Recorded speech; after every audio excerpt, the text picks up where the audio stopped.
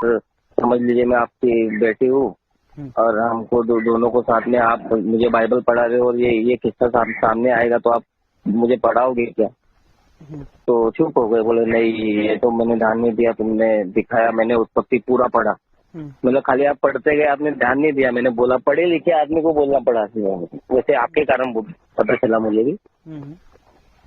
तो बोले नहीं मैं ऐसा तो नहीं कर पाऊंगा, मैं फिर ये चीज नहीं होनी चाहिए थी, अच्छी अच्छी बातें होती तो ठीक था।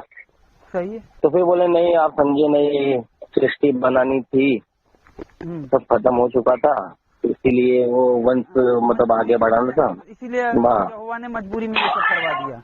मतलब यहोवा मजबूर हो सकता है, ईश्वर मजबूर हो सकता है।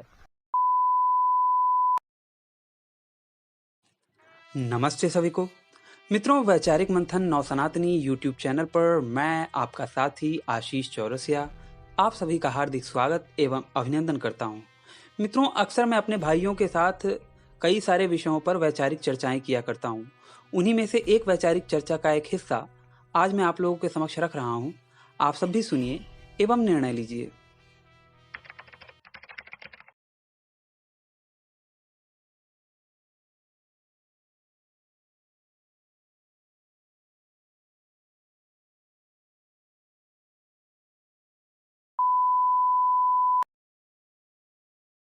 फिर लूत का भी किस्सा खुद ही बोलने लग गए। वो मैं छेड़ना नहीं चाहता था, क्योंकि जब मैंने उनको बताया कि बाइबल में ये सब लिखा है, तो समझ लीजिए मैं आपकी बेटी हूँ और हमको दोनों को साथ में आप मुझे बाइबल पढ़ा रहे हो और ये किस्सा सामने आएगा तो आप मुझे पढ़ाओगे क्या? तो चुप हो गए, बोले नहीं ये तो मैंने ध्यान नहीं दिया, तुमने दिखाया, मैंने उत्पत्ति पूरा पढ़ा। मतलब खाली आप पढ़ते गए, आपने ध्यान नहीं दिया। मैंने बोला पढ़े लिखे आदमी को बोलना पड़ा, वैसे आपके कारण पता चला मुझे भी। तो बोले नहीं मैं ऐसा तो नहीं कर पाऊंगा, मैं फिर ये चीज नहीं होनी चाहिए थी, अच्छी अच्छी बातें होती तो ठीक था। सही है। तो फिर बोले नहीं आप समझे नहीं, सृष्टि बनानी थी, सब खत्म हो चुका था, इसीलिए वो वंश मतलब आगे बढ़ाना था, इसीलिए यहोवा ने मजबूरी में ये सब करवा दिया। मतलब यहोवा मजबूर हो सकता है, ईश्वर मजबूर हो सकता है जी। आपका ईश्वर मजबूर भी हो सकता है। वाह भाई वाह, ऐसा बोलना चाहिए ना कि भैया मजबूर कैसे हो सकता है। जो मजबूर हो तो मतलब शक्तिशाली नहीं है। शक्तिशाली मजबूर नहीं होता। तो अगर वो शक्तिशाली नहीं है, वो मजबूर है, तो ये बाइबल में क्या करवाने के लिए लिखे हो कि भैया शक्तिमान प्रभु ईश्वर है। जी। तो आपका ऑडियो सुना था मैंने वो। हाँ। इसी विषय में भी आपने काफी बार बात की है। हाँ। तो उसमें जब वो फरिश्ते जब घर में आते हैं उनके लूत जी के, तो कुछ लोग उनको झगड़ा करने मारने जो भी वहाँ दिखाए, तो लूत जी बोलते हैं ना आप इनको छोड़ दो, मेरी बेटियों को लेके जाओ। हाँ बराबर।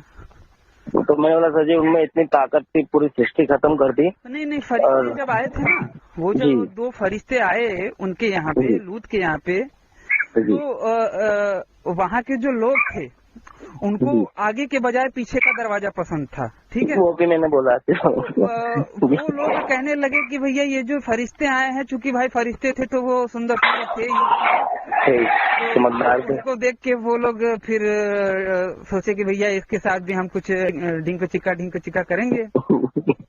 तो इसलिए वो लोग जाने लगे उनके पीछे।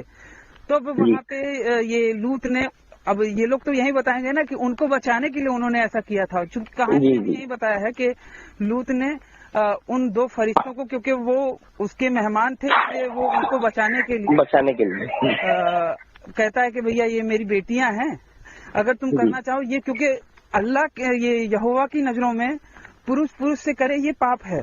ठीक है, इसलिए वहाँ पे उन्होंने ये कहा कि भैया हालांकि ये पाप नहीं है कि अपनी बेटी से करवा दो, वो पाप नहीं है। ठीक है, इसीलिए तो उन्होंने कहा कि भैया यहोवा की नजरों में ये पाप है, तुम चाहो तो मेरी बेटियां हैं। हालांकि उनकी नामधराई हो गई थी, नामधराई मतलब कि सगाई हो गई थी, फिर भी उन्होंने ऐसा कहा कि भैया मेरी दो बेटियों से कर लो। तो पहले तो यहीं पे गड़बड़ कर रहे थे। और जब इस तरीके की सोच वाला बाप होगा तो बेटियां कितने अच्छे तरीके की होंगी, जो बेटियां भी जानती है कि भैया मेरा बाप तो पूरे गांव वालों के सामने मुझे कर रहा था, तो ये कितना बड़ा वो होगा। तो चलो भैया गांव वालों से तो नहीं हुआ, लेकिन चलो अपने बाप से ही कर लेते हैं। जी। आपने जो सवाल किया था ना कोई पास्टर से कि जी। शराब पीने के बाद इतना अगर नशा होगा तो उत्तेजना अगर ना होगी तो ये काम भी नहीं होगा। मतलब उसको उसमें लिखा है ना कि उसको तब भी नहीं पता चला, तब वो सो के गए घर पे दोनों बेटियां हाँ हाँ डाक मुदत पी के ना। हाँ हाँ हाँ। तो मैंने वो भी बताया, पहले मैंने पूछा सर आप बहुत नशे में हो, एकदम नशे में दूं तो हम्म, और आप ये काम कर पाओगे क्या, तो उन्होंने मना कर दिया। हम्म।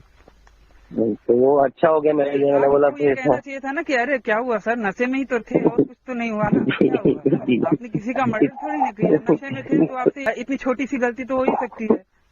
तो वो कहेंगे नहीं, क्योंकि तब जब वो बड़ा कहेंगे ना तो मैं कहूंगा कि बस सर यही बातें मैं भी किसी ईसाई या फिर पास्टर से करता हूँ ना, तो वो भी मुझे इसी तरीके से प्रेशराइज करता रहता है कि भैया ऐसा हो सकता है, कोई भी इंसान नशे में बह सकता है, इस तरीके से बताते रहते हैं। तो वही वो तो ये चलिए ये सब छोड़ दीजिए। उन्होंने फिर बाद में सृष्टि का उन्होंने बोलने लगे सृष्टि करनी थी, सब खत्म हो गया था। तो मैंने कहा कि दिन वो वो है कि वो कहाँ से बातें कर रहा है जी आपसे, आपको कन्विंस कराने के लिए। वाह भाई। जी जी। और वो थोप भी नहीं रहे थोड़ा दिमाग से, मुझे लग रहा है ऐसे कुछ तो अच्छा दिखा होगा। सिवाय मुझे लगता है उनकी जो मानसिक कंडीशन है वो हिसाब से उनका वाइफ उनको लेके गया रहेगा, तो वहाँ का तो माहौल आपको पता ही है। फिर तो बस मित्रों, आज का हमारा ये वीडियो यहीं पे समाप्त होता है। अगर ये बातचीत आप लोगों को पसंद आई हो तो इसे कम से कम 5 मिनट का समाधान देते हुए अपने मित्र मंडली में शेयर अवश्य करें। हो सकता है आपके एक शेयर से हमारा कोई भाई या बहन इनकी सच्चाई से अवगत हो जाए और भटकने से बच जाए। अगर आप सामर्थ्यवान हैं और मुझे मेरे इस कार्य में सहयोग करना चाहते हैं तो स्क्रीन पर दिख रहे QR कोड पर आप मुझे सहयोग कर सकते हैं। और अंत में चलते चलते आपसे यही निवेदन करना चाहूँगा कि देखिए, बाकियों के लिए तो जन्नत और जहन्नुम है, परंतु आपको पुनः इसी धरती पर आना है। तो इस धरती माँ की रक्षा के लिए अपने जीवन काल में प्रतिवर्ष एक पेड़ अवश्य लगाएं। इस वीडियो को अंत तक देखने के लिए आप सबका बहुत बहुत धन्यवाद। नमस्ते जी, जय श्री राम, हर हर महादेव, जय माँ भारती।